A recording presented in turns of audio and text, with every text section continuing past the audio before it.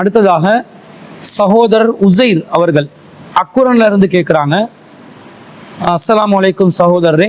வாலைக்கும் சலாம் வரஹ்மத்துல்லாஹி வபரகாத்துஹு. எனது கேள்வி என்னவென்றால், நான் ஒரு தொகை பணத்தை துபாயில் உள்ள எனது நண்பனுக்கு கொடுத்துள்ளேன். அவர் எனக்கு மாதா மாதம் லாபம் தருகிறார். அது ஹராமா? அவர் துபாயில் வியாபாரம் செய்கிறார், மாதம் எனக்கு லாபம் தருகிறார். அதில் ஒவ்வொரு மாதமும் வித்தியாசப்படாமல் எனக்கு ஒரு ஃபிக்ஸ்ட் அமௌண்ட்டை செட் பண்ண முடியுமா? உங்கள் பதிலை எதிர்பார்த்து இருக்கிறேன் என்று சொல்லி ஒரு சகோதரர் ஒரு கேள்வியை கேட்கிறார். அதாவது அந்த சகோதரர் என்ன கேட்கிறாருன்னா, ஒருத்தர் பார்ட்னர்ஷிப் பிஸ்னஸ் பண்றாங்க. 2 பேர் நண்பர்கள் சேர்ந்து கூட்டு பங்காளிகளாக ஒரு தொழிலில் ஈடுபடுகிறார்கள். அப்படி வியாபாரம் செய்யும்போது, பிஸ்னஸ் செய்யும்போது இவர் ஒரு முதலீடு தொகையை கொடுத்திருக்கிறார். நண்பர் என்ன செய்கிறார், மாசம் குறிப்பிட்ட ஒரு தொகை, அது வித்தியாசப்படக்கூடிய விதத்தில் ஒரு தொகையை லாபம் என்று தருகிறார். இது கூடுமான்னு கேட்கிறார். மார்க்கத்துல நாங்க ஒரு முதலீட்டை செய்து நம்முடைய உடல் உழைப்பு இல்லாமல் லாபம் பெற்றுக்கொள்வதை இஸ்லாமிய மார்க்கம் தடுக்கவில்லை. ஏன்னா தாராளமாக ஒருத்தர் காசை கொடுத்து வியாபாரத்துல முதலீடு பண்றாருன்னா அவருடைய உடல் உழைப்பையும் செலுத்த வேண்டுமே என்பது இல்லை. அவர் உடல் உழைப்பு இல்லாமல் அவருடைய பொருளாதாரத்தை செலவழித்து இருப்பதே அந்த வியாபாரத்தின் ஒரு முதலீடாக கருதப்படும். இன்னொருத்தர் பார்ட்னரா வரக்கூடியவர் முதலீடு செய்து உடல் உழைப்பையும் கொடுத்தால் அவர் 2 விதமான முதலீடுகளை செய்கிறார். உழைப்பையும் முதலீடு செய்கிறார், பணத்தையும் முதலீடு செய்கிறார். அப்ப அவருக்கு கூடுதலான லாபம் கிடைக்கும்.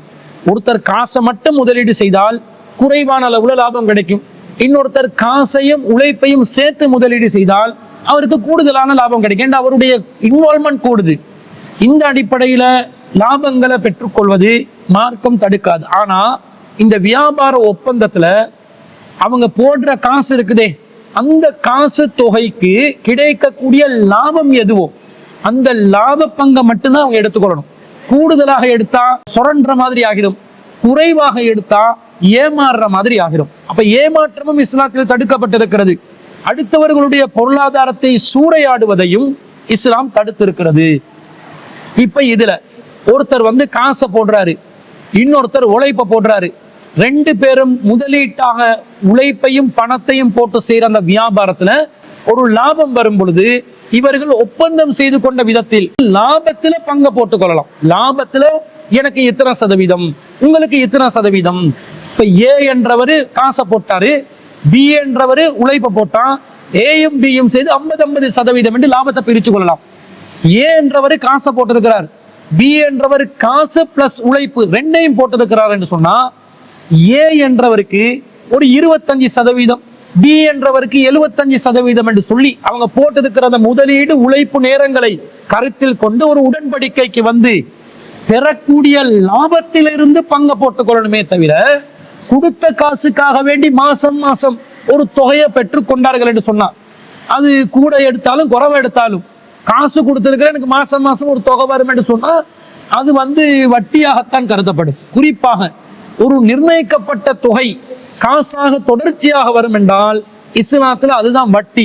அல்லாஹ் தஆலா வட்டியை நமக்கு தடுக்கிறான். ஒரு ஃபிக்ஸட் அமௌண்டாக ஒரு தொகை வரும் என்றால் அதை அல்லாஹ் தஆலா நமக்கு தடுக்கிறான். வஹல்லல்லாஹுல் பைய வஹர்ரமர் ரிபா. அல்லாஹ் பைஐ வியாபாரத்தை அனுமதித்திருக்கிறான், வட்டியை தடை செய்திருக்கிறான். 2வது அத்தியாயத்துல 275வது வசனம்.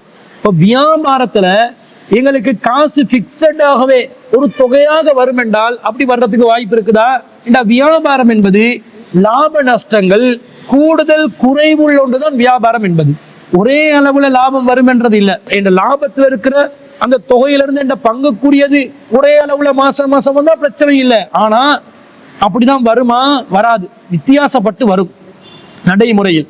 அதே நேரத்துல ஒரு வியாபாரத்துல முதலீடு செய்திருக்கிறார், 1 மாசம் நஷ்டம் அடைந்து விட்டதாக, லாபம் கிடைக்கவில்லை என்று தன்னுடைய பங்காளி அறிவித்தால் அதையும் ஒப்புக்கொள்ளக்கூடிய மனோநிலையில் இருக்க வேண்டும். லாப நஷ்டம் என்பது 2ஐயும், ப்ராஃபிட் அண்ட் லாஸ் என்ற ரிஸ்கையும் எடுத்துக்கொள்வதுதான் வியாபாரம் என்பது. வெறுமனே தனக்கு மாசம் ஒரு தொகை வருது, அந்த தொகையில 1 மாசம் நஷ்டம் அடைஞ்சிருச்சு, நஷ்டம் அடைந்தாலும் நான் அதை ஏற்றுக்கொள்ள மாட்டேன், எனக்கு வர வேண்டிய லாப பங்கு நீங்க தந்துதான் ஆகணும் என்று சொல்லி எடுத்துக்கொண்டால் அதுவும் வட்டியாகத்தான் கருதப்படும். அப்ப இந்த தொகை பிக்சடா இருக்கணும் என்றதுலையும் வட்டியுடைய சாயல் இருக்குது. அதே நேரத்துல அவருக்கு நஷ்டமடைந்தாலும் வளமையான அமௌண்ட்டை விட குறைவாகவாவது நீங்க தந்துதான் ஆகணும் என்று நிர்பந்தித்தால், அதுவும் இவர் காசு கொடுத்ததுக்கு வட்டி எடுக்க பார்க்கிறாரே தவிர உண்மையான வியாபாரத்தின் பங்காளியாக இவர் சேரவில்லை என்பதுதான் அதுவும் எடுத்து காட்டுகிறது. அப்ப வியாபாரத்துல பிக்சடான அமௌண்ட் என்பது மார்க்கம் அங்கீகரிக்காதது வியாபாரமே கிடையாது. மாற்றமாக ஒருவருக்கு கிடைக்கக்கூடிய லாபத்துல, அந்த வியாபாரத்தில் கிடைக்கக்கூடிய லாபத்துல பங்கெண்டு போட்டுக்கொண்டா, உதாரணமாக 50-50% என்று லாபத்துல பங்கு போட்டா, ஜனவரி மாசம் 1 லட்சம் ரூபாய் லாபம் கிடைக்குது. அப்ப 50-50% ஏக்கு 50,000, பிக்கு 50,000. பிப்ரவரி மாசம் பார்த்தா 80,000 தான் லாபம் கிடைக்குது. அப்ப ஏக்கு 40,000 ரூபாய் லாபம், பிக்கு 40,000 ரூபாய் லாபம். மார்ச் மாசம் பார்த்தா 1.5 லட்சம் ரூபாய் லாபம் கிடைக்குது. அப்ப ஏக்கு 75,000, பிக்கு 75,000. இப்படி கிடைக்கக்கூடிய லாபத்துல பங்கு பிரிப்படமே தவிர, இதே நேரத்துல ஏப்ரல் மாசம் 1 லட்சம் லாபம் கிடைக்குது, திரும்ப 50-50 தான். மே மாசம் திரும்ப 1 லட்சம் தான் லாபம் கிடைக்குது, திரும்ப 50-50 தான். திரும்ப ஜூன் மாசம் 1 லட்சம் தான் லாபம் கிடைக்குது, திரும்ப 50-50. இப்போ பிக்சடா வருது. 3 மாசம் வந்ததுனால ஹராமெண்ட் ஆகாது. லாபத்துல தனக்குரிய பங்கு எது என்பதை பார்க்க வேண்டுமே தவிர, இதே நேரத்துல ஜூலை மாசம் ப்ராஃபிட்டே கிடைக்கல, ஜீரோல நிக்குது, இப்பயும் எனக்கு 25,000 சரி தரணும் என்று ஏ என்பவர் கேட்டு பிடித்தால், அவர் கொடுத்த காசுக்கு வட்டி எடுக்க பார்க்கிறாரே தவிர வியாபாரத்துல ஈடுபடவில்லை என்பதுதான் அதனுடைய அர்த்தமாக இருக்கிறது. அப்ப சகோதரர் என்ன கேட்கிறார்? ஒரு பிக்ஸா ஒரு அமௌண்ட் ஆக்க முடியுமான்னு கேட்கிறார். முடியாது. நீங்க பங்குதாரியாக வந்தது உங்களுடைய லாபத்தில் பங்குக்கு. நீங்க உங்களோட காசுக்கு எப்படி பிக்ஸட போடுவீங்க? அதனே வட்டி என்பது. வட்டி என்றது வித்தவுட் ரிஸ்க், எந்த ரிஸ்க்கும் இல்லாமல் குறிப்பிட்ட ஒரு தொகையொன்று நிரந்தரமாக நான் பெற்றுக்கொள்ள வேண்டும் என்பதுதானே வட்டி. வட்டிக்கு வரைவிலக்கணமே அதுதான். அதையே எடுத்துக்கொள்ளலாமான்னு கேட்டா எடுக்க முடியாது. வியாபாரம் என்பது லாப நஷ்டத்தில் வரக்கூடியது. லாபம் வந்தா லாபம், லாபம் வரவில்லை என்றால் நஷ்டம். நஷ்டத்திலும் நாங்கள் பங்குதாரராக வேண்டும், லாபத்திலும் எப்படி நாங்க தொகையில பங்குதாரராகணும்? எங்களுக்கு உண்மையிலே கிடைத்த லாபத்துல எங்களுக்கு கிடைக்க வேண்டிய பங்குக்கு தான். கொடுத்த காசுக்காக தரணும் என்று இருந்தால் அது வட்டி தான். பெரும்பாலானவர்கள் இந்த நிலையில் தான் வியாபாரத்தில் ஈடுபட்டு கொண்டிருக்கிறார்கள். ஏண்டா ஒருத்தனை நம்பி ஏமாந்தம், அவன் காசை எடுத்து லொஸ்டன்னு பொய்ய சொல்லிடுவான், எனவே ஏமாத்திடுவான், பயமா இருக்குது, பெரிய தொகை காசு கொடுக்காம இருக்குது, அதனால மாசம் மாசம் ஒரு தொகையை எடுத்துக்கொண்டதை அக்ரிமெண்ட் பண்ணா ரிஸ்க் இல்லைன்றாங்க. இந்த ரிஸ்கோட செய்வது வியாபாரம் என்பதனால ரிஸ்க் இல்லாமல் மாதம் மாதம் நீங்கள் தொகை எடுக்க வந்தாலே நீங்க வட்டிக்கு போனீங்கன்னு அர்த்தம். அந்த சம்பந்தப்பட்ட பார்ட்னர் பங்காளியா இருக்கக்கூடியவர் ஏமாத்தி தொலைச்சி விடுவாருன்னு ஒரு சந்தேகம் இருக்குதுன்னு சொன்னா, நீங்க ஒரு குறிப்பிட்ட பெருந்தொகையை கொடுப்பதாக இருந்தா செக்யூரிட்டியாக ஏதாவது ஒரு பொருளை நீங்கள் எடுத்துக்கொள்ளலாம். அவரிடமிருந்து செக்யூரிட்டியாக ஒரு பொருளை ஒரு கேரண்டி செய்யக்கூடிய விதத்தில் அல்லது எழுத்தில் சட்ட ரீதியான ஒப்பந்தங்கள் இவற்றை செய்து கொண்டு வியாபாரத்தில் ஈடுபடுமே தவிர, அந்த ரிஸ்க் அங்க அவர் என்னை ஏமாத்திடுவார் என்ற காரணத்துக்காக ஹராத்துக்கு நான் போய் விழ முடியாது. வட்டி என்பது நிரந்தர நரகத்துக்குரிய ஒரு பெரும் பாவமாக இருப்பதனால் அல்லாஹ்வுடனும் அல்லாஹ்வுடைய தூதருடனும் போர் பிரகடனத்துக்கு தயாராகுமாறு அல்லாஹ் எச்சரிக்கை விடுக்கும் ஒரு பெரும் பாவம் என்பதனால் இதுல கவனமா இருக்கணும். பெரும்பாலும் பஜார்கள்ல இந்த மாதிரி காசை கொடுத்து லாபம் எதிர்பார்க்கக்கூடியவங்க தான் நிறைய பேர் இருக்கிறாங்க. லாபம் எதிர்பாருங்க, உங்களோட ப்ராஃபிட்ல உங்களுக்குரிய ஷேர்ல லாபத்தை எதிர்பாருங்க.